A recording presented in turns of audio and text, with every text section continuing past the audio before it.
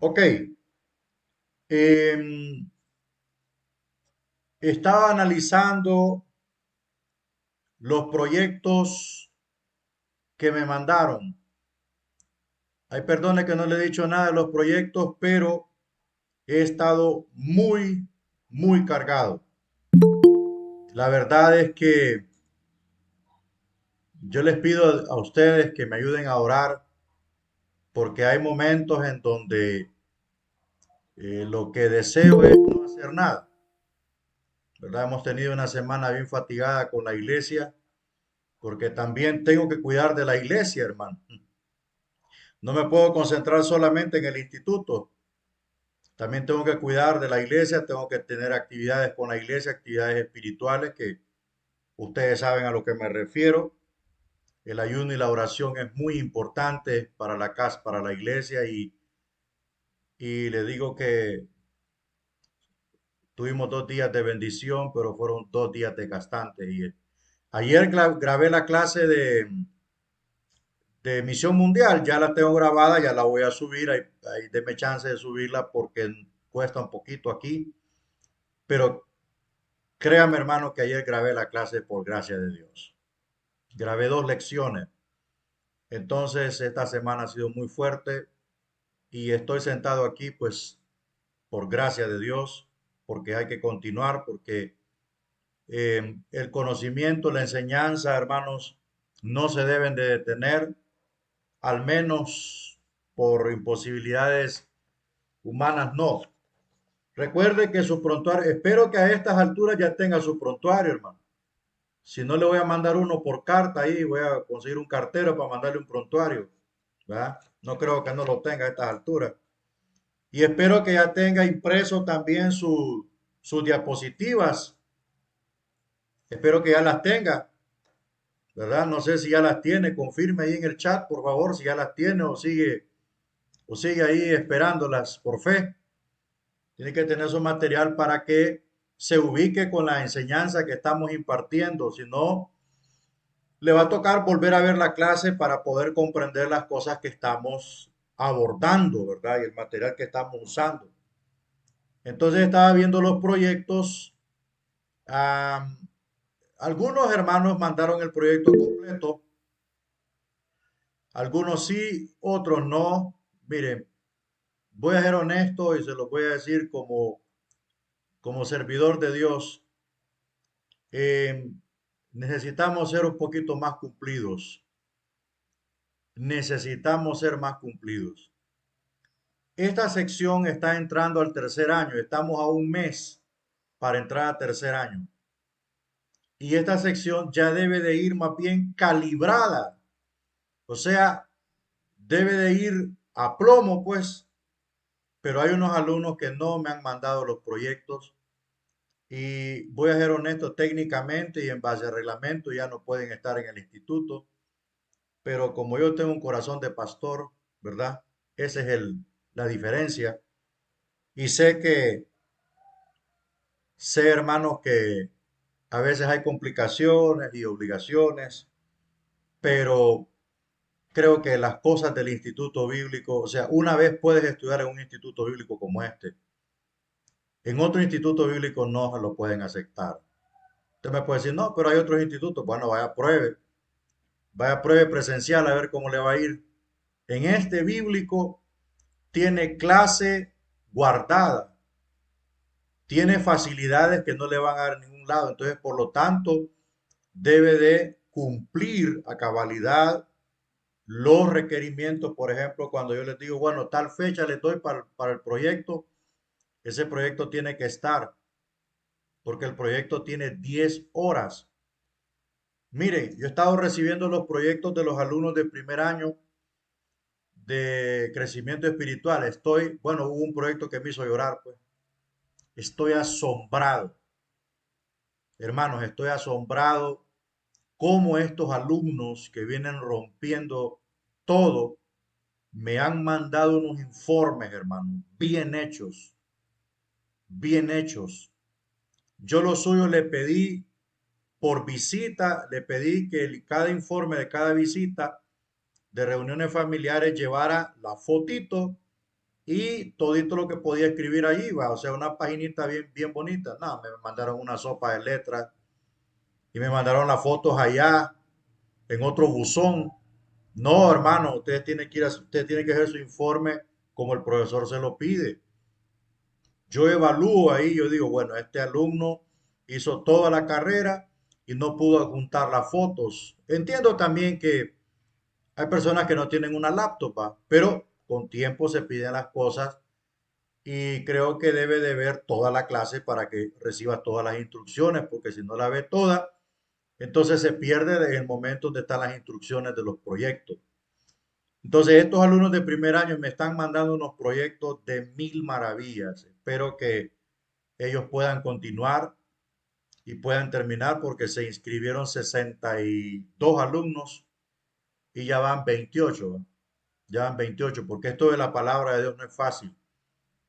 Esto de la palabra de Dios no es fácil, hermano. Esto es para los que aman al Señor, para los que tienen un propósito definido. Y yo bendigo su vida porque hasta este momento usted ha prevalecido.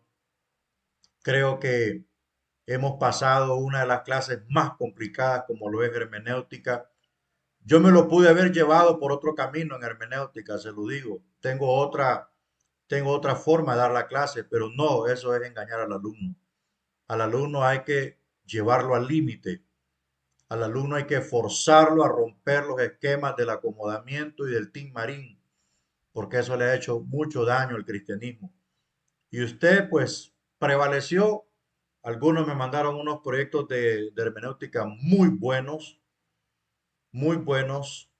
pero les ha faltado el video explicativo. Pedí un video explicativo porque en la evaluación que yo hago, que está en el sistema de notas, me pide evaluar el proyecto oral, que es el que usted habla, y el proyecto escrito. Entonces, en el oral hay solo que me invente algunos números porque algunos alumnos no lo mandaron. Espero, hermano, que para este otro proyecto de exégesis y de misión mundial se pulan, porque tercer año y cuarto año son años decisivos en donde se verá que usted a qué vino a este instituto, a qué se inscribió en este instituto, porque son años muy buenos, son más que todo el cuarto año es un año, hermanos amados, mire, el cuarto año es un año bien interesante en donde la cabeza del alumno debe estar fresca. Yo me voy a reunir con las autoridades de algunos alumnos porque veo algunos alumnos en muchos programas educativos y cuarto año absorbe. Entonces yo creo que ahí donde puede haber un problema. Problema con el alumno, no con el profesor, con el alumno. Porque si el alumno está muy saturado, entonces cuarto año, mire, cuarto año es graduación, cuarto año es la fase decisiva, tiene muchos proyectos porque son clases de ministerio, pues vaya, son clases de ministerio, no son las generales, pues usted ya pasó las generales. No son clasecillas, son clases muy, muy pesadas que demandan más concentración. Hay trabajos en grupo que me tienen que hacer en cuarto año, entonces yo tengo que coordinar todo eso, pero necesito la disponibilidad del alumno al menos en ese año. Espero que eso pueda suceder. Bueno, en síntesis de todo, púlase para los proyectos de misión mundial y para los proyectos de exégesis, que exégesis, ya a ver usted, se va a sentir como pez en el agua. Ok, vamos al método gramático histórico. Hay cualquier opinión, usted me la da al final, ¿verdad? Cualquier cosa usted me la dice al final. Definimos el método gramático histórico de la exégesis. Es un estudio designado a descubrir el significado de un texto que es dictado por los principios de la gramática. O sea que este método analiza la gramática del texto, no solamente, ¿cómo le digo? No solamente es opinar, no solamente es decir, este método toma en cuenta la gramática, si hay géneros literarios, si tiene que ver mucho, qué es lo que tienen que ver el significado de las palabras, la construcción de las oraciones, el lenguaje figurado, los hebraísmos, las figuras retóricas. Eso se llama gramática, o sea, cómo está compuesto el texto sagrado. Bien, también tiene que ver los hechos históricos, por eso se llama gramático histórico. Gramático histórico, apréndaselo bien.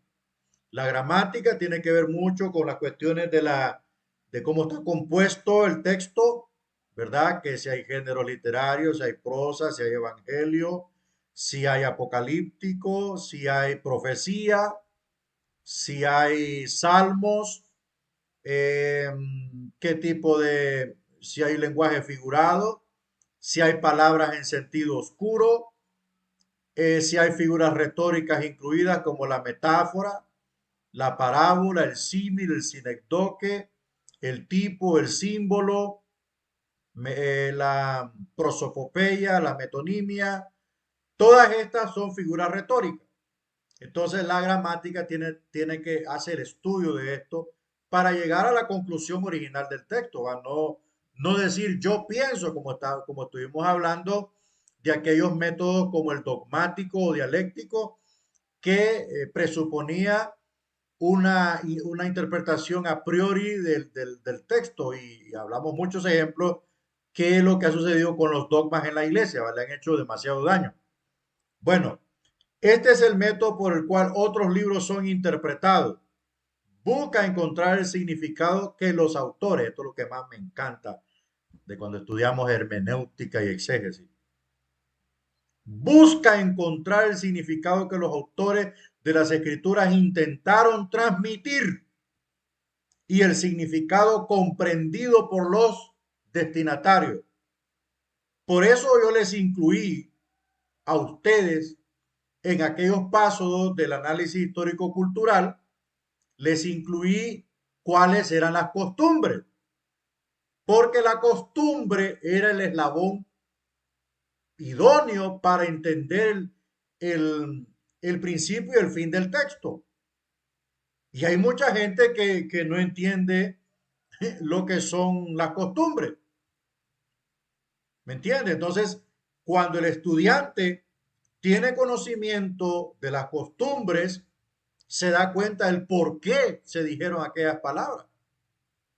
Había una costumbre en Israel de que los paganos, o sea, los no judíos eran paganos y aún el polvo de los pies de ellos era considerado pagano. Entonces, cuando Jesús dijo aquellas palabras de que cuando vayan a predicar, dice, y perdón, no les reciban su mensaje, cuando salgan de ahí, sacudan, dice, sacudan sus pies, sacudan el polvo de vuestros pies. ¿Qué quiere decir eso? Eso quiere decir que yo te quise sacar del paganismo, pero te dejo dentro del paganismo porque tú no quisiste. Entonces, aún el polvo de nuestros pies servirá de testigo de que en aquel día yo te prediqué, pero tú no quisiste entender.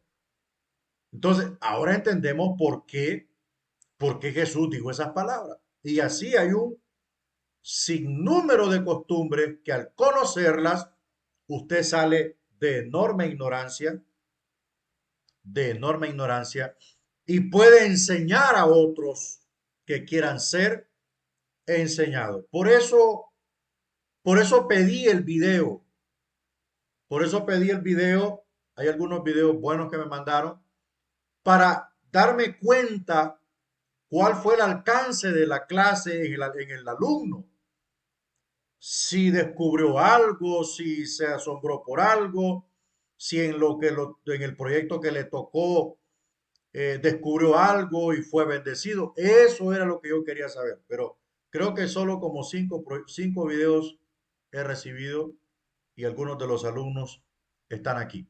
Entonces, es necesario cumplir todo esto ¿Por qué? Porque el profesor está evaluando cuál es el impacto de la clase, si entendió la clase, si la captó. Eso es lo que yo quiero saber porque yo evalúo todo eso y a mí me interesa más lo que captó el alumno que la nota que pueda recibir, porque eso es superfluo. Es la clase que se queda en el alumno, eso es lo que vale, ¿verdad? No solamente la nota ni todas las instrucciones que uno le da, es ver, digo yo, bueno, esta alumna sí captó la clase, eso es lo que a mí me interesa, ¿verdad? Porque personas que repiten hay muchas, pero enseñados hay pocos. Bueno, por supuesto debe dejarse un espacio especial para la inspiración de la Biblia. Debe recordarse que el autor divino y los autores humanos trabajaron juntos para producir el texto inspirado. Que le quede claro esto, que le quede claro, Dios inspiró la Biblia, pero usó autores humanos y por supuesto no usó a cualquier autor, usó gente de Dios para hacer este trabajo. Esto da lugar a la posibilidad que en ocasiones las escrituras puedan tener un significado que excede la comprensión del autor humano, un sentido más amplio, es decir, bueno, un sentido mayor, según Primera de Pedro 1:10 al 12, debe hacerse una provisión para dichas. Vamos a ver Primera de Pedro. Usted debe tener su Biblia ahí, hermano. Vamos a ver primera de Pedro. Vamos a ver dónde está Pedro. Aquí está.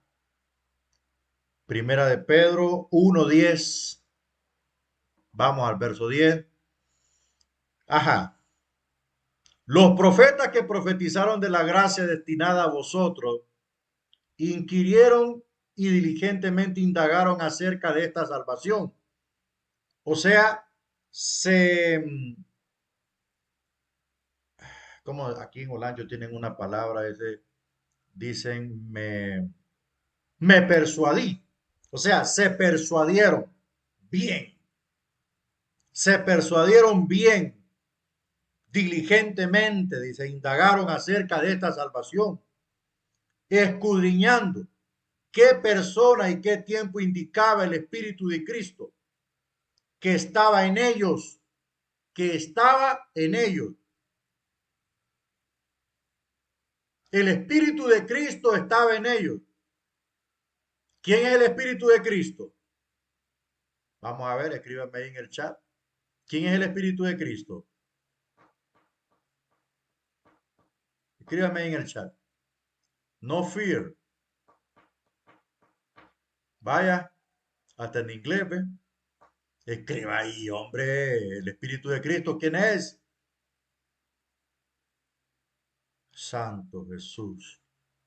Es el Espíritu Santo. Es el Espíritu Santo. O sea, amén, es el Espíritu Santo. El Espíritu de Cristo, el Espíritu de Dios, es el mismo. Como dijo el Señor, Él tomará de lo mío y tomará de lo del Padre. Amén, es nuestro consolador. Es el mismo Espíritu, dice, que estaba en ellos, el cual anunciaba de antemano los sufrimientos de Cristo y las glorias que vendrían tras ellos por boca de los profetas. ¿Qué profeta anunció los sufrimientos de Cristo con más exactitud? ¿Va? Vamos a ver. ¿Qué profeta? Vamos a ver. Vamos a ver. Isaías, correcto, correcto. Me llega. Isaías. Isaías es el profeta evangelístico del Antiguo Testamento, cuando escribe aquel capítulo 53, ¿quién ha creído a nuestro anuncio y sobre quién se ha manifestado el brazo de Jehová?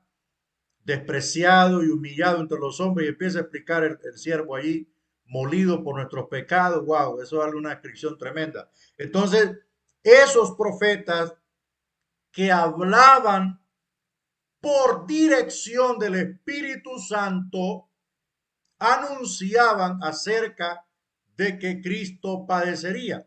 Entonces, esto obviamente convertía las escrituras en un libro distinto a los libros seculares. Por eso hay muchas cosas que no se pueden comprender con claridad, porque la mente maestra que condujo todo esto es la mente del Espíritu Santo de Dios. El verso 12 dice, a esto se les reveló que no para sí mismos, sino para nosotros, administraban las cosas que ahora os anunciadas, que ahora son anunciadas por los que os han predicado el Evangelio por el Espíritu Santo, enviado del cielo, cosas en las cuales anhelan mirar los ángeles. O sea, los ángeles no pueden ser partícipes de la predicación del Evangelio. No mientras la iglesia está en función.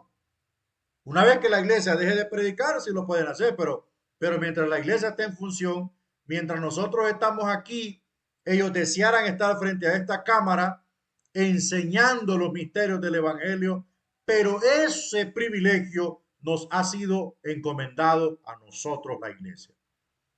Entonces, ¿qué sucede con esto? ¿Qué es lo que se quiere decir con esto? Bueno, que las escrituras tienen una connotación más profunda porque el que la inspiró es un ser poderoso, omnisciente y que es prácticamente el autor intelectual de la escritura, el Espíritu Santo.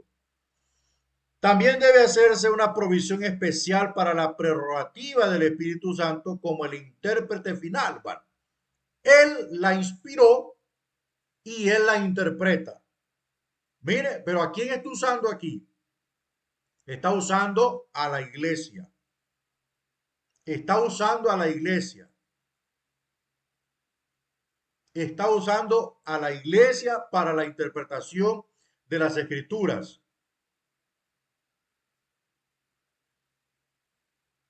Ajá, ¿y qué pasa con aquellos que no se preparan, que no saben nada de todo esto? ¿Estarán interpretando las escrituras? Es probable que sí, en cierto sentido, porque no podemos sujetarlo todo a un desastre. Pero como hay posiblemente, imagínese usted cuánto le está costando interpretar siendo estudiado, siendo preparado, imagínese usted aquellos que nunca han recibido ninguna orientación hermenéutica ni exegética. Yo considero que están interpretando tal vez en un 0,78% de las escrituras. Tal vez el que tiene un buen sentido, un buen coeficiente, por ahí puede llegar. Pero nosotros que estamos estudiando exégesis, que estamos estudiando hermenéutica, es posible que lleguemos a un 1%. ¿Por qué? Yo le voy a explicar por qué. Bueno, usted tiene que tener un buen conocimiento de sintaxis, usted tiene que tener un buen conocimiento de gramática, usted tiene que tener un buen conocimiento de léxica, tiene que tener un buen conocimiento de griego, estamos ule en griego. ¿Quién sabe griego ahí que me ayude?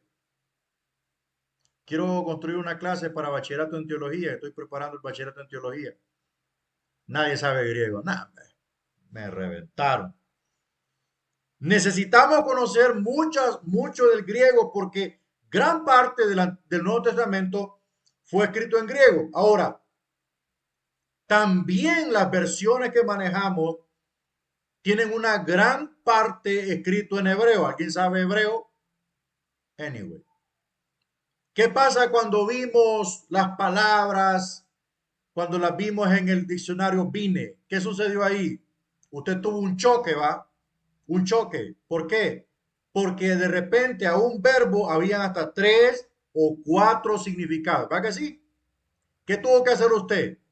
Leerlos, analizarlos y colocar el significado correcto dentro de la oración donde estaba la palabra oscura para que no desencajara el significado de la oración. Solo porque aparece la palabra casa, no quiere decir que yo voy a casa, casa de material, ¿sí? Boom, yo pongo casa de material. Yo y mi casa de material serviremos a Jehová. No, hombre, eso está tirado del pelo. Usted tuvo que analizar todos los significados. Ah, pero cuando encontró descendencia, familia, uy, usted se dio cuenta y dijo, es cierto. Este es el significado correcto para esta interpretación. Yo sé que fue tedioso y fue complicado y le quemó el cerebro, pero esa es la hermenéutica correcta. Y si usted lo sigue practicando y practicando, yo le aseguro, hermano, que al menos esos dos pasos, yo le aseguro que usted se va a convertir en un intérprete de primera, porque la práctica hace al maestro. Entonces, nosotros que estamos estudiando tenemos un poco de complicación, no digamos aquellos, por eso aquellos andan revolviendo la mentolina con el alcohol, el gel y todo en las predicaciones. Ahí les voy a compartir un video de un tipo, oiga bien, ayer estaba viendo un video yo de un predicador, no sé de dónde es, ni quiero saberlo. Ese tipo estaba diciendo que hay tres hombres que murieron en el espacio. Uno de ellos dijo, fue Jesús, dijo. Amén. Y mire usted, uno de ellos dice, lo que iba subiendo en el espacio, murió Jesús. Dijo. El segundo de ellos fue Elías, porque el Señor se lo llevó en un carro de fuego y murió en el espacio. Y el tercero fue Goku, dice. Fue Goku el que murió. Se lo voy a compartir al grupo. No lo había querido hacer porque, digo, van a alumnos, van a creer que estoy jugando con ellos. No, pero se los voy a compartir para que vean ustedes qué importante es ser preparado para hablar bien el evangelio. Ese tipo dijo que Goku, en la historia de la Biblia, dice, murieron tres hombres en el espacio: Elías, Cristo y Goku. Imagínense usted, andaba perdido ese hombre. Bueno, vamos a ver la práctica del asunto del método gramático histórico. Para llevar a cabo la praxis del método gramático histórico de la exégesis, como se ha definido especialmente con relación, la Biblia requiere una familiaridad completa y una habilidad en los diferentes aspectos de la disciplina, pero requiere más que eso debido a la naturaleza de la Biblia como un libro inspirado. Existe también la dimensión espiritual sin la cual las interpretaciones completas y exactas son imposibles de realizar. La Biblia explícitamente declara, oiga, el hombre natural, o sea, el hombre común y corriente, el hombre impío, el hombre inconverso, ese es el hombre natural. Natural aquí es una palabra eufemística. Yo estoy seguro que usted ya sabe qué es esa palabra, qué significa el eufemismo. Ahí en lugar de decir el hombre impío o el hombre incrédulo, dice el hombre natural. No percibe las cosas que son del Espíritu de Dios. Imposible. Imposible. Porque para él son locura. Y no las puede entender porque se han de discernir espiritualmente. Esa es la tesis del apóstol Pablo en torno a la inspiración verbal de las Escrituras. Para el apóstol Pablo, ningún impío puede entender las Escrituras porque han de discernirse espiritualmente. ¿Qué significa espiritualmente? Han de discernirse en el estado espiritual que es en el que nos encontramos usted y yo por habernos convertido a Cristo. Una persona que es gobernada por la carne y los deseos perversos de la carne no puede discernir la palabra de Dios porque su vida está en tinieblas. Mientras que los que nos hemos convertido a Cristo, el Espíritu gobierna nuestra vida, estamos en la luz del conocimiento de Dios, como dice Juan, como dice el apóstol Juan, entonces podemos discernir en algunas secciones en alguna parte o una parte de las Escrituras. Tal vez no en la dimensión correcta, pero sí en términos generales. Esta declaración se hace con referencia a las profundidades o cosas profundas de Dios que han sido reveladas a través de hombres inspirados. Mire, le voy a explicar algo aquí.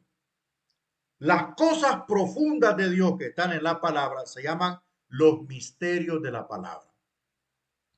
Hay cosas como los misterios de la palabra que usted no los va a poder interpretar así como quien lee la prensa. No, necesita hacer muchas cosas, tomar en cuenta algunos comentarios bíblicos de fuente fidedigna y también, mire, también su entendimiento. Hay cosas en la palabra de Dios que no se pueden entender. Yo no recomiendo. Por ejemplo, hay un libro en el Antiguo Testamento, creo que es Malaquías. Malaquías habla de un montón de figuras proféticas, apocalípticas, bien complicada toda esa simbología que él menciona. Algunas partes de Ezequiel, cuando ve dos ruedas que se cruzan la una con la otra, mire, eso es bien complicado interpretarlo. No es fácil. Se necesita un entendimiento maduro, se necesita tener un conocimiento muy amplio de todas las materias, se necesita un poco de rodaje en la vida cristiana para comprender y leer, perdón, para leer y comprender algunos comentarios bíblicos muy profundos. Si no conoce todas esas cosas, aún el comentario lo va a enredar. Entonces, esas partes profundas de la palabra es la que gran parte del cristianismo no está entrando. No está entrando, salvo aquellos que tienen la gracia de Dios y Dios se las revela, que son 10 pesos aparte.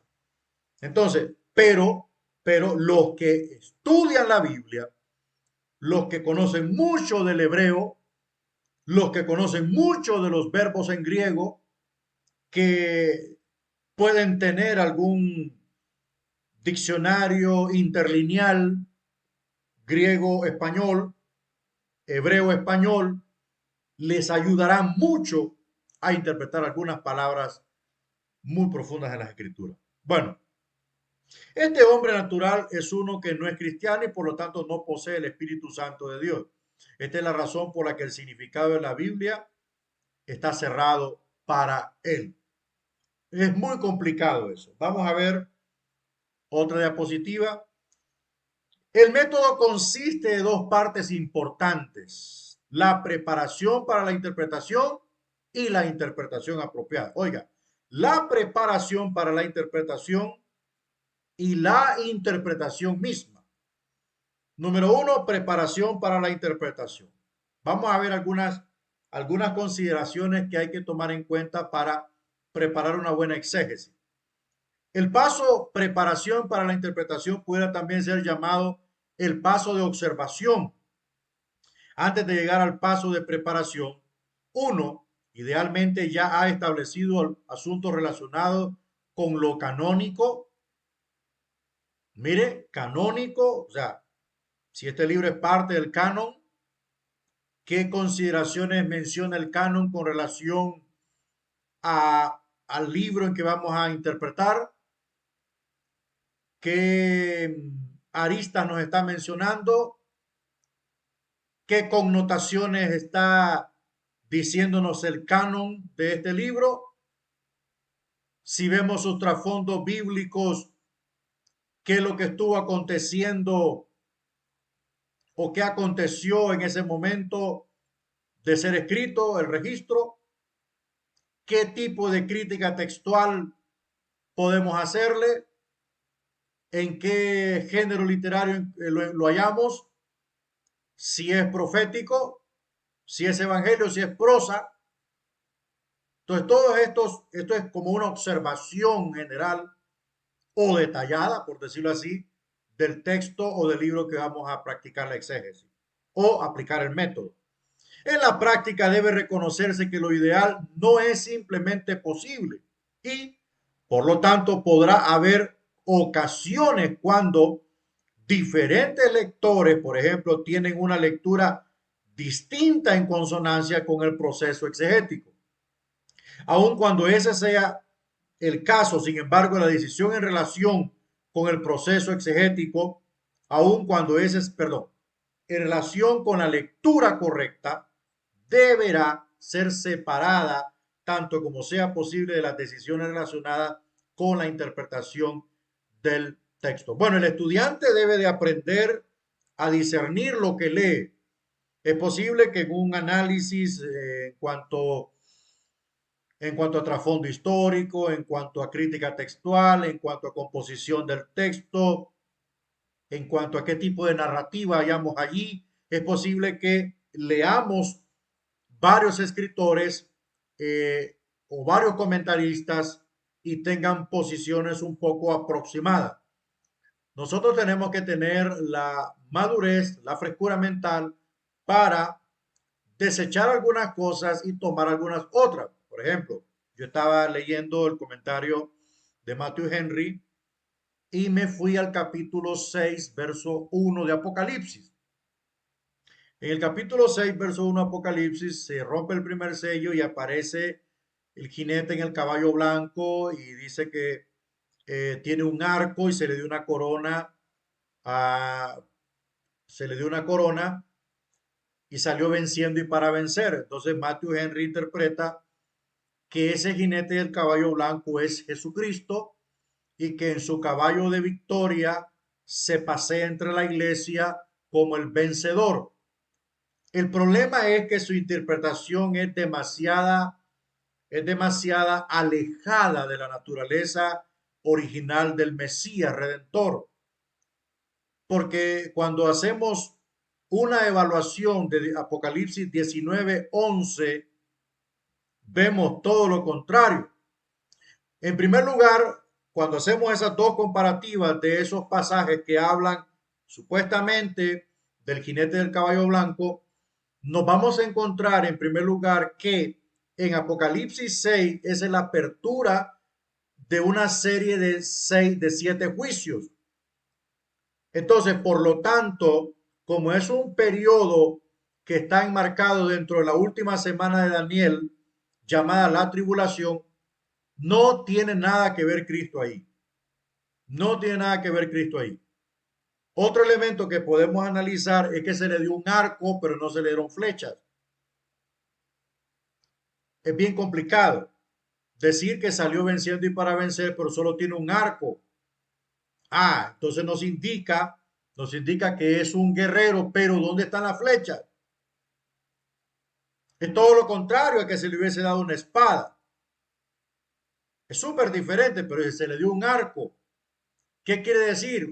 Quiere decir que este guerrero no va a usar simples flechas para acreditarse la victoria. Utilizará estrategias políticas, pero su naturaleza es un guerrero que hará e impondrá su voluntad y su estrategia.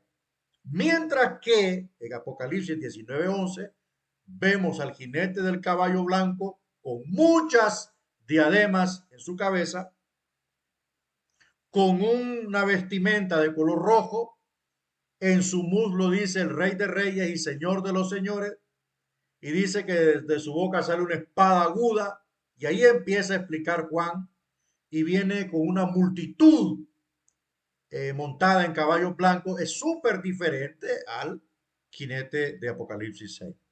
Entonces, descartamos a Cristo en la ruptura del primer sello y colocamos allí, en base a la gramática, en base a la crítica textual, en base al análisis contextual del rompimiento de los sellos, es el anticristo. El anticristo inicia el periodo de tribulación y Cristo viene hacia el final del periodo de tribulación. Viene exaltado, viene identificado y viene acompañado de millares de ángeles. Y en ese combo viene la iglesia, que ya no son los hermanitos que andan tratados ahí, ya no son los de pasión por las almas con su camisita, vienen coronados y vestidos de gloria, de realeza, de exaltación, porque vencieron en las situaciones más difíciles, porque pagaron el precio, porque pusieron la carne en el asador y le dijeron a Dios, aquí estamos en las buenas y en las malas. Entonces, ese es el jinete del caballo blanco de Apocalipsis 19:11, es Cristo, que ya no viene como el Mesías, sino que viene como el juez de toda la tierra. Entonces, aquí es donde nosotros tenemos que hacer uso de nuestra masa madura en relación a esto para no decirle amén a todo. Tenga mucho cuidado cuando lee, analice despacio y si no le parece lo que está diciendo, deséchelo. No todos los escritores de comentarios y cosas así están en lo correcto. Y algunas veces meten la pata. Bueno, podrían sugerirse 5 etapas en la preparación para la interpretación. Vamos a ver, la número 1 se llama antecedente histórico. La observación incluye una atención especial a los antecedentes relacionados con el libro, seleccionado para el estudio exegético. Se da por sentado que haya habido previamente un estudio más generalizado del trasfondo bíblico. Ahora, el intérprete da más atención concreta a los asuntos relacionados con ese escritor. Mire, con el escritor, con los lectores, con la ciudad, la iglesia en esa ciudad y otra información de relevancia especial a la porción que está estudiando. Entonces podemos decir que el antecedente histórico es contemplar toda la información. Por ejemplo, usted va a hacer una exégesis del libro. Bueno, nosotros recuerden lo que los proyectos que ustedes me mandaron, que me encantaron, andan, están muy bien, muy bonitos. Los proyectos de las cartas generales, perdón, de las cartas Paulinas. Recuerda usted los proyectos de Corintios, los proyectos de Éfeso, de los Gálatas. Todos esos trabajos que hicieron ustedes ahí es como hacer un análisis histórico de la carta. Por ejemplo, veamos los detalles. El escritor, ¿se acuerdan ustedes lo que hicimos hace poco con el análisis histórico cultural? ¿Cuál es el trasfondo del escritor? Bueno, por ejemplo, ¿quién fue Pablo? Un romano por paternidad y judío por mamá, por maternidad. ¿Ok? Era fariseo de fariseos, tenía la ciudadanía romana por herencia del padre. ¿Qué más podemos decir del escritor? Podemos decir que se preparó en la Universidad Hebrea de Jerusalén, fue discípulo de Gamaliel, el gran maestro Gamaliel, persiguió la iglesia. O sea, podemos mencionar muchos elementos del escritor. ¿Qué análisis histórico podemos hacer de los lectores? Bueno, veamos entonces a quién escribía. Todos estos datos los hemos venido nosotros como que, mire, abordando implícitamente, y le voy a decir una cosa, quiero decirle algo para la gloria de Dios, yo no me robo la gloria, para nada, uy, no, yo no la quiero, yo me conformo con lo que tengo. Cuando me dé mi parte de mi gloria, va a ser cuando ya esté en el cielo, ahorita que no me dé nada porque me puedo arruinar. Esta clase la construí en base a la dirección del Espíritu de Dios.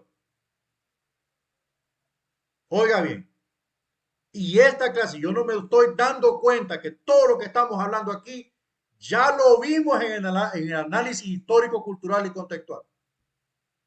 Vimos trasfondo del autor, destinatarios, vimos cuál era la posible relación entre el autor y los destinatarios o los lectores, vimos qué tipo de rubro hacían para sobrevivir, tomamos en cuenta la ciudad, todos estos análisis y estos elementos usted los contempla, por eso también a este paso se le llama el de la observación.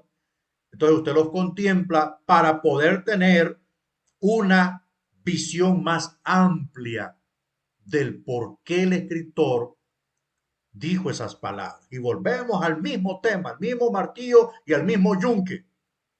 ¿Por qué dijo estas palabras? El método gramático histórico trata de decir qué quiso decir tanto el autor como el escritor. El autor es el que inspiró y el escritor es el que escribió. No lo que quiero decir yo, sino qué quiso decir. Le voy a poner le voy a dar un pequeño dato. Le voy a dar un pequeño dato de información cuando tenemos un análisis del antecedente histórico de la ciudad. Había una ciudad, miren, no recuerdo, usted tal vez me ayuda, usted es más textólogo que yo. Cuando el Señor dijo, por cuanto no eres frío, vamos a ver, por cuanto no eres frío, sino tibio, algo más o menos así dice el texto. Lo que sí sé es que dice, de mi boca te vomitaré. Esa es una advertencia, es un señalamiento a una iglesia de Asia Menor. Eso está en Apocalipsis capítulo 3, creo. Usted me puede ayudar ahí, hermano. Usted más rápido que yo en los textos. Yo no soy textólogo. Entonces, ¿qué sucede? Estaba analizando yo por qué el Señor hace un duro mensaje contra los tibios, por cuanto no eres frío, ni caliente, ni frío, sino tibio. Gracias. Thank you so much. Gracias. Entonces, dice, de mi boca te vomitaré. Ay, me metí en ese rollo, hermano. ¿Por qué? ¿Por qué digo esas palabras? ¿Sabe qué me di cuenta? Me di cuenta que ese lugar en donde esa iglesia estaba, el suministro de aguas que tenía la ciudad era un suministro de agua termal. No era un suministro de río o de agua así fluida como el agua fresca, sino que era un suministro de agua termal. Entonces todo mundo por ley tenía que tomar agua termal, o sea, una agua como cocida, como tibia. Entonces cuando tomaban agua tibia, muchos vomitaban el agua porque costaba, les costaba mucho acostumbrarse a tomar ese tipo de agua. Entonces, por eso que el Señor menciona esto, claro, eso estaba muy presente en la mente de los destinatarios. Cuando esa gente leyó la carta, dijo, no, así como nos da asco tomar esa agua tibia, así le da asco al Señor mi vida tibia. No soy ni frío, ni soy caliente como debiera de ser, sino que soy tibio. Y lo tibio no sirve para nada. Vamos a ver, ahorita en el receso, tómese una taza de café lo más tibia posible. Ahí me cuenta el agrado que va a tener. Va. Vamos a ver el texto griego. Con el antecedente histórico ya definido, ciudad, destinatario, autor, todo eso. El exégeta debería proceder a familiarizarse con el texto griego. Eso sería el ideal. Mire, hay una de las cosas que a mí me lamenta no poder haber optado, pero voy a hacer lo posible. Ahora todo en línea, todo es fácil. Optar al idioma griego. Al griego, por supuesto, desde el Nuevo Testamento, no hablar griego, porque ¿por qué voy a hablar griego si aquí a duras penas hablamos el español? ¿Con quién voy a hablar griego aquí? Sino el conocer a cabalidad el griego del Nuevo Testamento. Entonces, existen ventajas definidas para observar un libro totalmente en un momento, pero algunas veces las limitaciones del tiempo hacen esto poco práctico. Cuando estas limitaciones existen, el exégeta puede trabajar con una sección más pequeña y todavía ganar ricos beneficios al observar el texto griego. Bueno, existen muchos verbos en griego que el griego es más comprensible que el hebreo. Es súper más comprensible que el hebreo. El hebreo tiene muchas complicaciones gramaticales, mientras que el griego es más, ¿cómo le digo? Es más práctico, es más rajatabla, por decirlo así. El hebreo se compone de muchas figuras, mucha retórica, mientras que el griego es práctico. Es práctico. Para la palabra salvación en griego es soteria. Hasta ahí llega, no hay más. No hay más. Ah, y en el hebreo, aquel nombre significa Dios salva, salvación, salvación de Dios, y así hay un montón de significados y de posibles raíces, mientras que el griego es más rompe y raja, como dicen allá en la zona norte. Veamos la revisión de las traducciones en castellano. Al llegar a estas, perdón, al llegar a estar más familiarizado con el texto griego, el exégeta debería pasar a familiarizarse con un número de traducciones en castellano. Un mínimo sería la versión Reina Valera 1960, que es la versión más estándar. La Biblia de las Américas es otra Biblia, otra versión buena, otra traducción buena. Le vamos a llamar traducción. Pero mientras más traducciones en castellano una persona pueda leer, mucho más aumentará su entendimiento del texto, desde el punto de la observación. Bueno,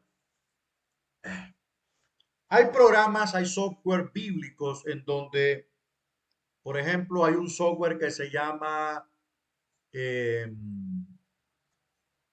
se llama la, ¿cómo se llama?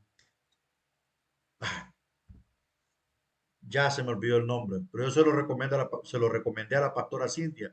La pastora Cintia tiene ese programa. No sé si tiene, se llama El Ojo Electrónico, por ahí viene siendo el nombre, se me ha olvidado mucho.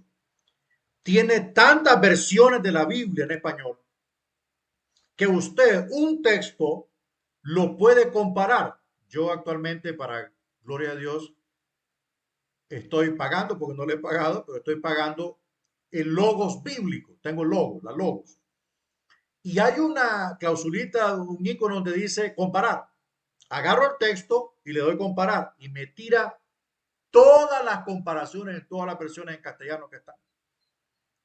Usted se va a dar cuenta que en algunas, por ejemplo, la NBI es la nueva versión internacional, es una traducción no recomendada para los cristianos.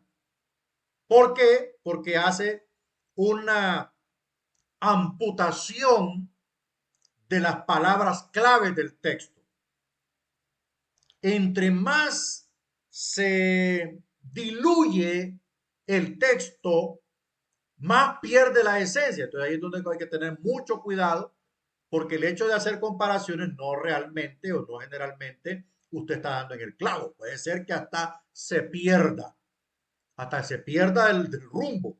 Por eso hay que tener en consideración, si usted tiene un software bíblico que le tira varias versiones, usted observe la de mayor fidelidad. Reina Valera, Biblia de las Américas. Por ejemplo, hay otra Biblia, bueno, dicen que esa es la mejor, la Biblia del oso. La Biblia del oso. Yo tengo la Biblia del oso en el celular y su texto es más fiable al texto griego. Recuerde que todas estas traducciones se derivaron del texto griego. Reina Valera 60 la tradujo, don Cipriano y don Casiodoro hicieron el trabajo desde el texto griego al español. Al español. Hay traducciones que pasaron del inglés, del griego al inglés, del inglés al latín y del latín al español. Ahí ha sufrido varios cambios los verbos. Recuerden mucho esto. Entonces, cuando usted hace una comparación entre algunas versiones fidedignas, le aseguro que usted va a encontrar muchas cosas importantes para conocer eh, el comportamiento de los verbos y cómo los diferentes traductores le dieron, algunos le dieron una mayor un mayor enfoque al verbo y otros no tan profundo. Pero si uno no lo dijo, el otro puede ser que lo esté aportando y eso es muy bueno, muy saludable para entender cuál es el comportamiento de los textos o del verbo griego en el párrafo que está leyendo. Veamos el número 4, comentarios en griego. Después de haber examinado varias versiones en castellano, es conveniente seguir más adelante en la preparación para la interpretación. Este es todavía el proceso de observación, no la interpretación en sí. Aquí el exégeta mira al trabajo de otros hombres con miras de aumentar su propio conocimiento del texto, no con el fin de formar conclusiones. Bueno, los comentarios en griego, que son, ¿cómo le podemos decir? Son aportes conceptuales de los verbos en griego al entendimiento en español. Es bueno, hermanos, apropiarse de todo este tipo de herramientas, diccionario griego-español del Nuevo Testamento, le puede ayudar mucho. La mayoría de los diccionarios ilustrados, yo tengo uno aquí que se llama Nuevo Diccionario Bíblico Ilustrado. Estos son buenos diccionarios que traen una riqueza, tremenda riqueza.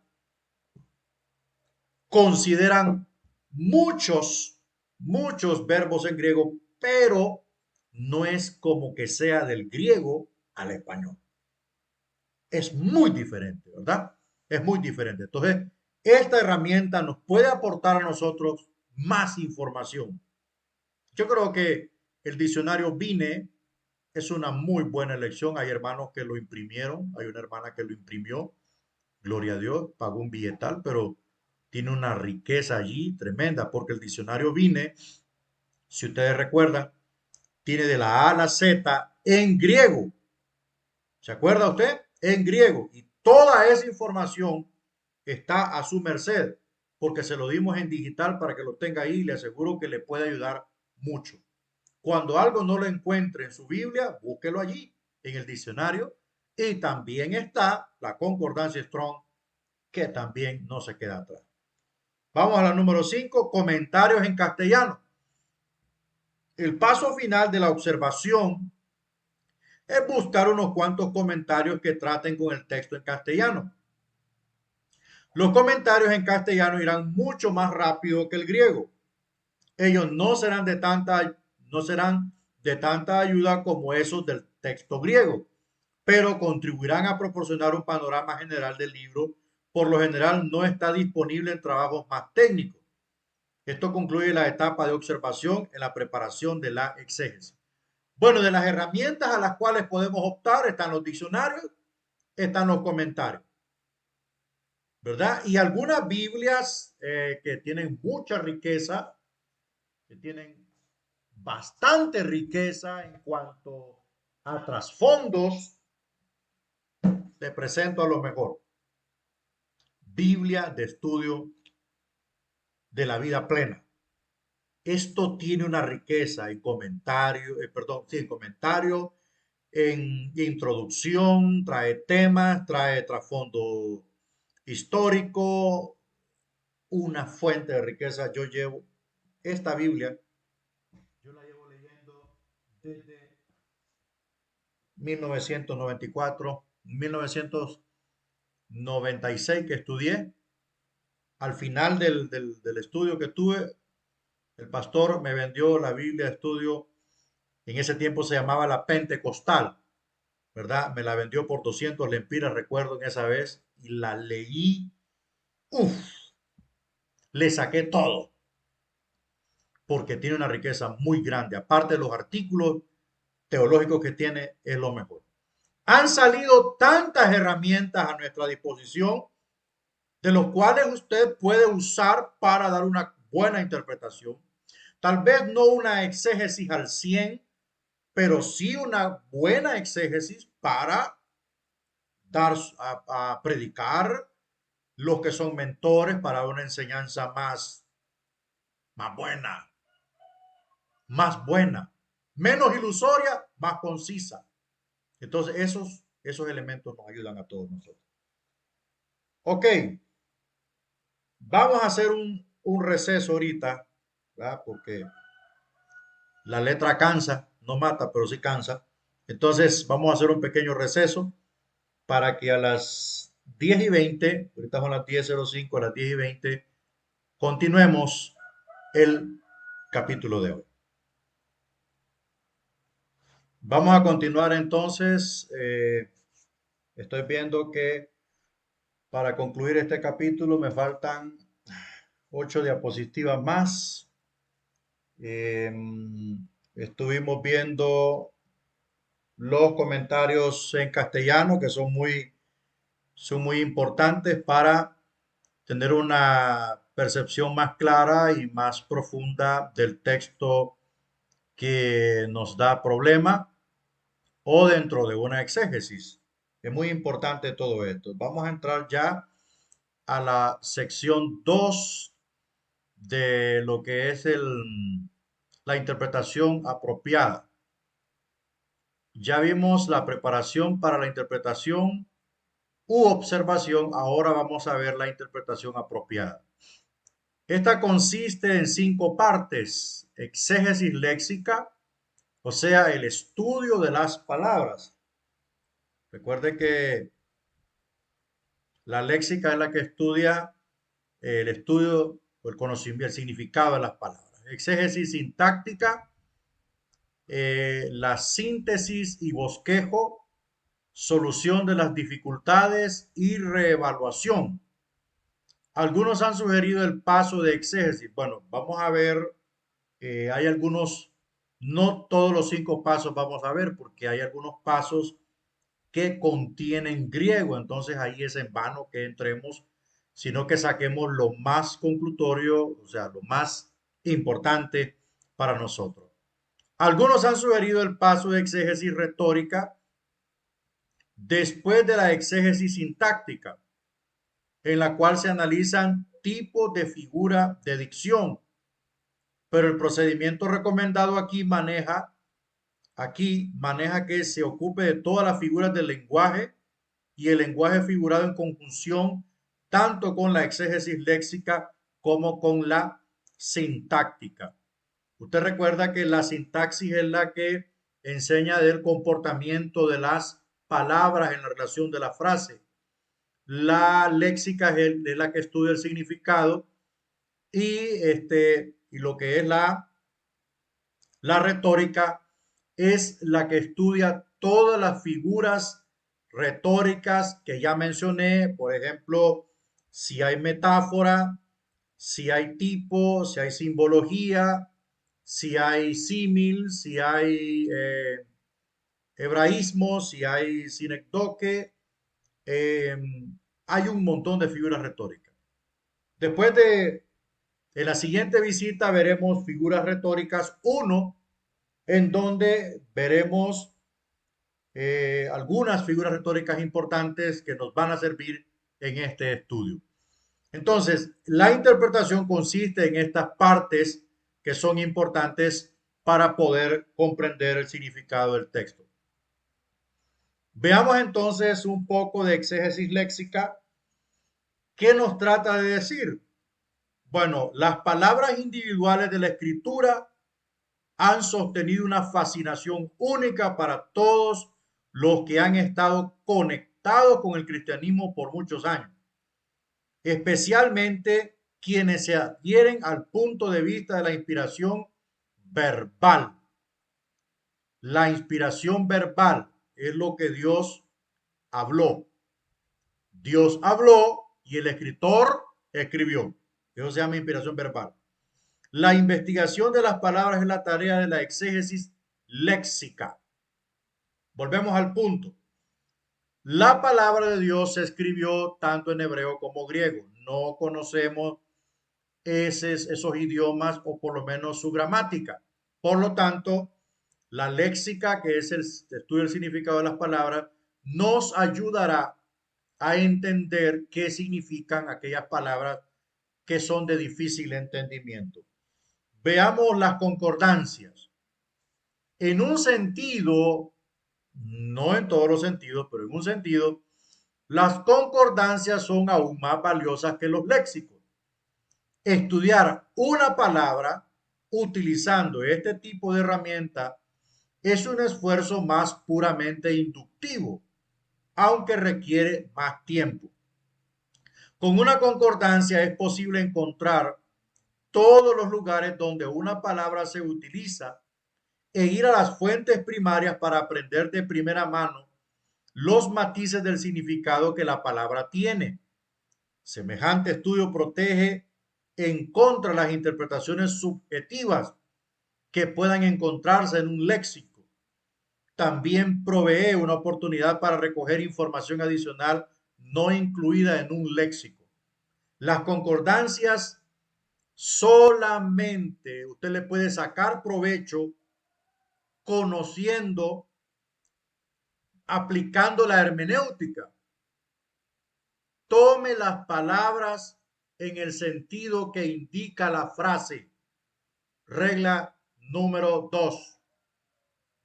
Porque si la palabra amor aparece en 200 textos, de repente no en todos los textos está hablando de amor, amor. Tal vez esté hablando de otra cosa que está relacionada con el amor, pero que eufemísticamente de repente no está hablando de ello, sino que está, como quien dice, acomodando este significado dentro de esta palabra. Entonces, todas estas cosas hay que entenderlas así. Al no tener de repente una herramienta léxica para conocer, que vuelvo a decirle, hermano, usted tiene el diccionario BINE. El diccionario le ayuda a entender la léxica de las palabras, el significado, pues, de las palabras. Usted tiene una herramienta, creo que aún mejor que una concordancia, porque en muchas ocasiones he escuchado gente que predica y de la concordancia agarra un texto, agarra otro texto. ¿Para que usted los ha escuchado? Estoy seguro que sí. Los ha escuchado y van así, y van de allá para acá, de norte a sur, de este a oeste, y terminan enrumbados. ¿Por qué? Porque las palabras van cambiando su significado en el sentido que indica la frase. En una frase, en un texto dijo una cosa que de repente fue el texto base que agarró para predicar y de ahí se fue a otro texto, allá está hablando de otra cosa y se va perdiendo el sentido que está queriendo dar a entender en su predicación o en su estudio. Entonces creo que es más favorable utilizar el diccionario BINE para poder dar una interpretación o adquirir un significado léxico de algunas palabras que nos encontramos en la Biblia o en los textos sagrados. Veamos el concepto de léxicos. Los léxicos se utilizan para proporcionar la etimología de una palabra, o sea, la raíz. Es ahí donde queremos llegar, a la raíz. La palabra etimología significa la raíz de las palabras. Y la raíz de las palabras son los verbos, tanto en hebreo como en griego. Entonces, nada mejor que el BINE, porque nos ayuda a llegar directamente a la raíz de los verbos o de las palabras. Varios léxicos dan varios tipos de información y por lo tanto es aconsejable no limitar el estudio a solamente a uno. Imagínense usted, un léxico proporciona mucha información cuando el estudiante se familiariza con los diferentes símbolos y abreviaturas que contienen. Por ejemplo, en el análisis léxico-sintáctico, que usted ya sabe qué es, lo encontramos cuando buscamos las palabras en el BINE, ahí está, en el BINE. La misma información ahí está. Entonces, esa referencia o esa herramienta es más precisa, más maciza y mejor todavía. Porque eso de andar buscando léxicos es algo complejo. es invertir mucha plata en todas esas cosas, mientras que el BINE está ahí y nos ayuda a aplicar una exégesis. ¿Qué pasa con los diccionarios y enciclopedias de la Biblia? Los diccionarios y enciclopedias de la Biblia proporcionan una oportunidad excelente para obtener información histórica sobre palabras específicas de las escrituras. Son particularmente útiles en asuntos tales como, por ejemplo, lugares geográficos, ¿verdad? Podemos decirlo, el contexto geográfico. Estaba en un desierto, en una montaña, a la ribera de un río, a la ribera de la playa, en una isla. Por ejemplo, Juan estaba en una isla cuando escribió Apocalipsis. Así sucesivamente. Pesos y medidas, por ejemplo, lo que es un efa de harina, ¿verdad? Un hin de aceite, un palmo menor, camino de un día, son medidas. Entonces, y así por el estilo, incluido bajo este encabezamiento están los diccionarios teológicos valiosos y obras de sinónimos. Muchos de dichos trabajos han incorporado estudios provechosos sobre la historia de las palabras. Entonces, los diccionarios y las enciclopedias de la Biblia nos ayudan muchísimo, ¿verdad? Nos ayudan muchísimo para encontrar el significado histórico de las palabras. Como esas palabras que les mencioné, un hin de aceite, un efa de harina, eso no lo va a encontrar así nomás. Entonces necesita diccionarios para poder, bueno, ¿qué es un efa? Bueno, son medidas y pesos. Un palmo menor, ¿cuánto miden pulgadas? Un palmo, un codo, bueno, 7 codos, 8 codos. Nadie, por más que se afane, añadirá un codo a su estatura. ¿Qué significa eso? Usted va al diccionario y dice, bueno, que es, en las medidas se va que es un codo, va a ver que tiene como 30 centímetros, o sea, pie y medio, por ahí va la cosa. Entonces, o 2 pies y medio, 60 centímetros y ahí. Entonces, ahí nos damos cuenta de esos significados que a golpe de ojo quedamos nulos, ¿verdad? ¿Qué significa? ¿Cuánto era la distancia camino de un día de reposo?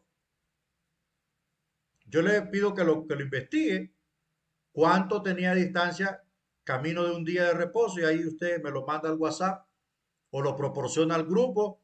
Los que están en la clase les va a caer el 20 de la revelación y los que no, pues tienen que ver la clase para ver de qué está hablando. Es muy importante todo esto. Bueno, vamos avanzando. Los trabajos exegéticos críticos. Bueno, el valor de los comentarios exegéticos no pueden ser sobreestimados, no, para nada, para nada. Un comentario exegético, mire, un comentario bíblico es uno, ya se la voy a proporcionar, hermano. ¿Cuánto miden distancia camino de un día de reposo? Eso lo puede buscar, búsquelo en Google y ponga camino de un día de reposo en el buscador y pum, le aparece ahí inmediatamente y ahí lo tira, ¿verdad? Lo tira al grupo. Entonces, volvamos al tema. Los comentarios exegéticos no pueden ser sobreestimados. Mire, una cosa es un comentario bíblico y otra cosa es un comentario exegético. Yo, gracias a Dios, tengo como unos 4 comentarios exegéticos en mi enciclopedia de Logos. Tengo comentario exegético del Antiguo Testamento y comentario exegético del Nuevo Testamento. Yo estoy estudiando el comentario de Primera de Timoteo, Segunda de Timoteo y Tito. Es otro mundo. Se lo digo así, es otro mundo, es más profundo, más amplio, toma en cuenta muchas más cosas para darnos a entender lo que quiso decir Pablo. Lo que quiso decir Pablo. ¿Ok? Invertir en estos comentarios exegéticos que los puede, hasta para gloria de Dios, los puede hallar gratis en Google, los puede hallar gratis o en PDF. Usted los descarga y ahí puede tener mucha herramienta de apoyo porque el comentario exegético va más allá de lo que es comentario bíblico. Toma en cuenta, por ejemplo, el comportamiento en el canon, cómo fue aprobado este libro en el canon, qué fueron aquellas consideraciones que tomaron los padres de la iglesia para incluirlo en el canon. Toma en cuenta muchas cosas que nos ayudan a tener una, por decirlo así, una visión más profunda del texto. ¿Y sabe qué? Le voy a decir una cosa, cuando usted conoce de esto, es que se queda pegado. Mire, hermano, usted lee algo, bueno, yo soy así, ¿va? Yo leo algo y se me queda. Se queda pegado y cuando usted lee de nuevo la Biblia, como que se abre, como que ese comentario, como que esa información aparece y ya usted se da cuenta de lo que está diciendo el escritor y predica de una manera, gloria a Dios. Ya no voy a predicar, mejor me detengo. Entonces, es importante tomar en cuenta esta información.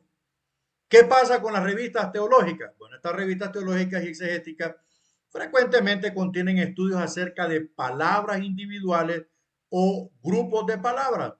Estas son una fuente importante que contribuye al estudio del vocabulario. Bueno, este es otro tipo de material. Yo la verdad no las he leído, pero considero que su riqueza es muy, muy buena, muy concisa y nos puede ayudar mucho al estudiante disciplinado, al intérprete disciplinado. Recuerde, hacer exégesis y hacer hermenéutica de la Biblia es para los estudiantes apasionados, aquellos que son pacientes, aquellos que quieren conocer los misterios de la palabra. A los que leen la Biblia como leen la prensa, ni les hable del tema. Pierde su tiempo y hasta puede terminar enojado o dándole con la escoba en la cabeza. Bueno, salimos de ahí, vamos a ver qué es la exégesis sintáctica. Después que la exégesis, ajá, después que la exégesis léxica ha sido ejecutada, o sea, una vez considerando todo lo que implica la léxica, ya vimos comentarios, vimos revistas teológicas, vimos diccionarios, vimos, ¿qué más vimos? Traducciones, comentarios en griego, comentarios en castellano. Todo esto nos ayuda. Amén. Todo esto nos ayuda. Ahora vamos a ver qué es la exégesis léxica. Perdón, la sintáctica. Si en este paso la interpretación eh, sería saturada de un alto grado de confusión, cualquier palabra situada por sí sola es capaz de proporcionar un número de significados, pero solamente un significado es permitido cuando la palabra está en una combinación gramatical con otra. Mire, me vuelvo a gozar, me vuelvo a gozar, porque eso fue lo que hicimos en el análisis léxico-sintáctico. Eso fue lo que hicimos. Nos encontramos con varios significados.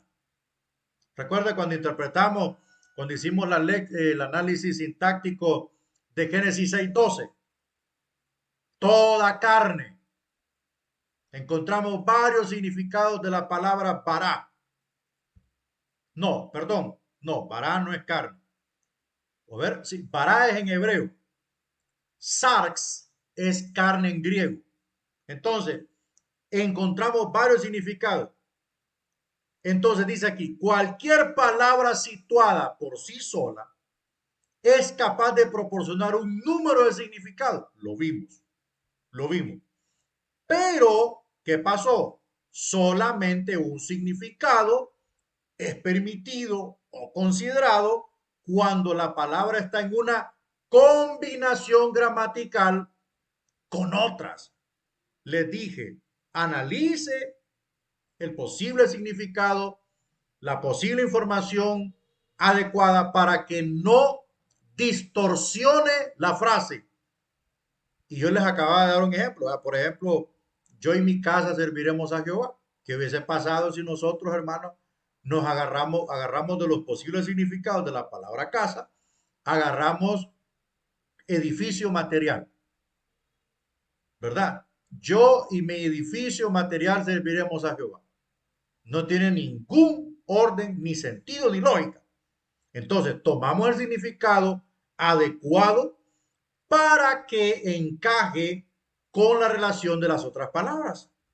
Y cuando vimos familia, no, yo y mi familia serviremos a Jehová. Está más claro que el agua purificada.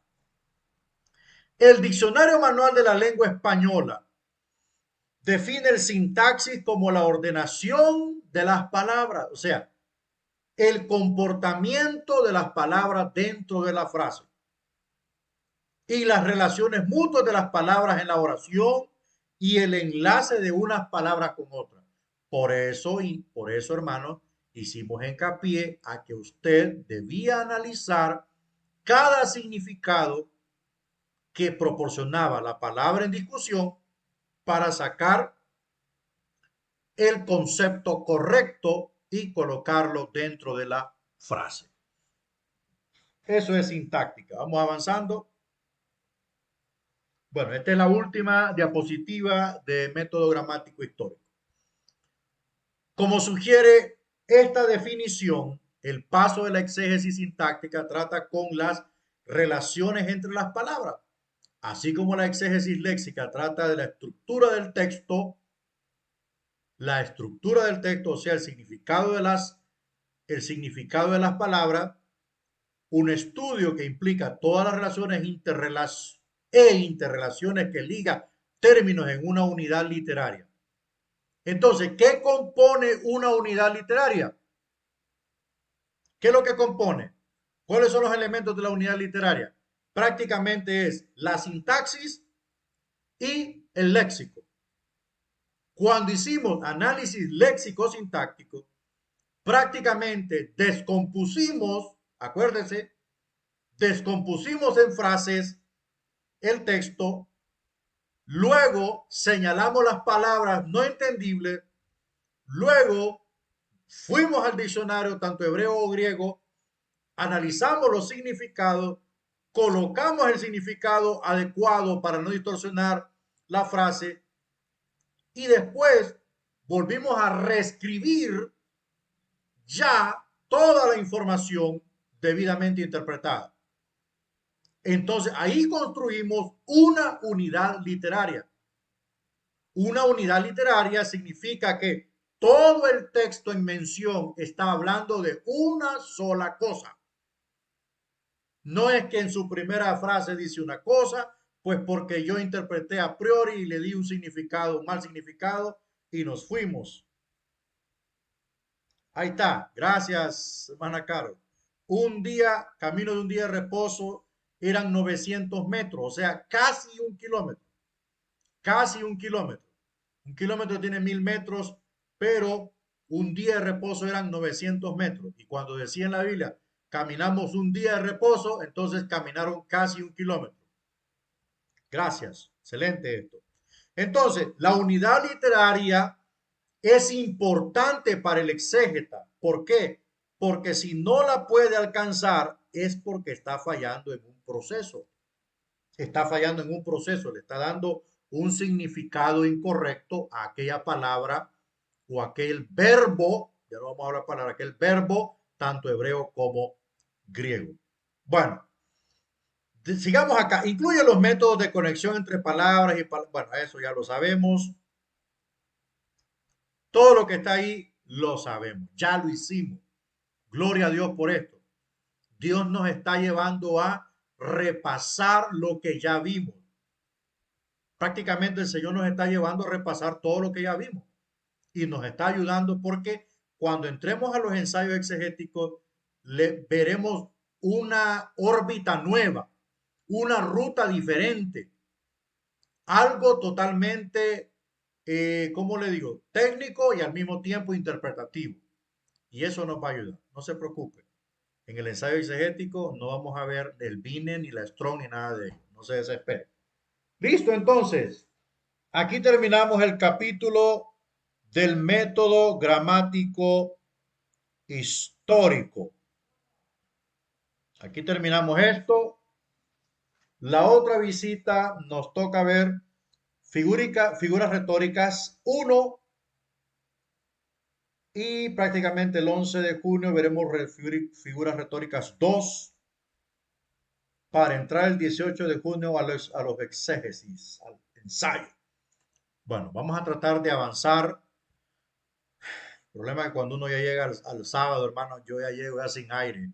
Aquí estoy, me tienen sostenido, no crea que estoy bien agarrado, me tienen sostenido. Entonces, pueblo, listo, ¿verdad? El examen es el 4 de junio. Ahí está su guía, 4 de junio.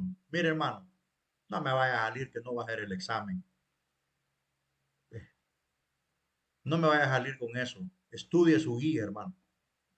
Estudie su guía. Falta que papá venga y les ponga un babero.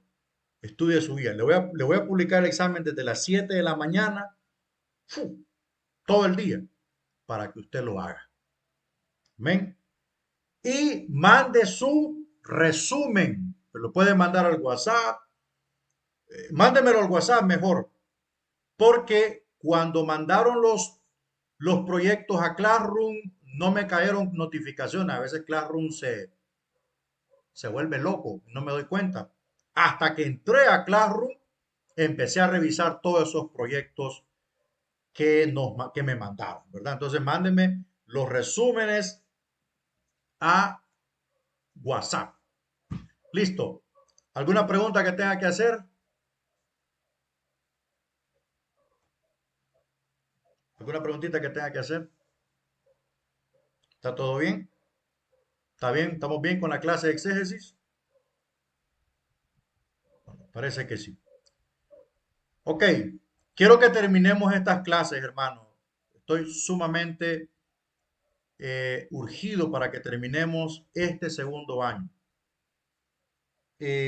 Siento que la clase de misión mundial va a ser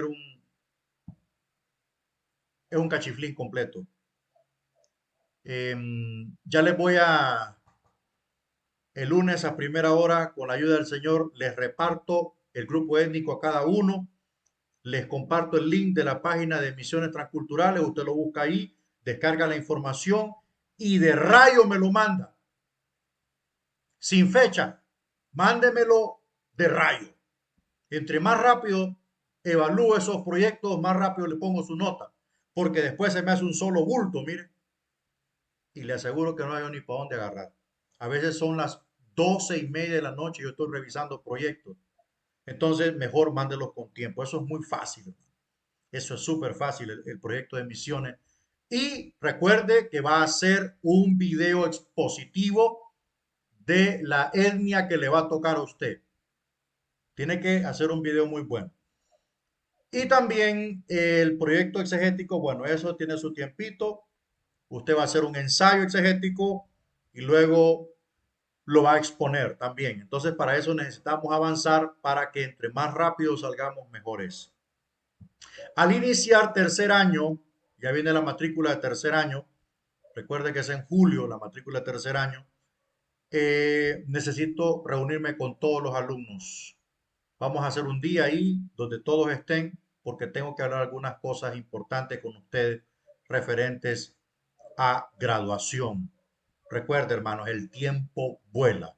El tiempo vuela y el soldado avisado no cae en batalla, ¿verdad? Bueno, vamos a orar entonces. Vamos a orar para despedirnos y esperando en Dios que todo marche bien. Padre, te damos las gracias en esta hora. Te alabamos, te bendecimos y te exaltamos por lo bueno que eres. Señor, una vez más, gracias. Hasta aquí tú nos has ayudado. Gracias porque hoy se conectaron los alumnos. Bendigo sus vidas. Te pido, Dios, que toda esta información que estamos ayudándoles, dándoles a ellos, la puedan atesorar y puedan ser de beneficio a sus vidas espirituales. Gracias, Dios, por todo lo bueno que tú eres. En el nombre de Jesús te alabamos. Amén y amén. Bueno, amados, con la ayuda de Dios vamos a Vamos a subir la clase de misión mundial, ya está grabada, y vamos a subir esta clase ahorita mismo. Bendiciones a todos y estamos en comunicación.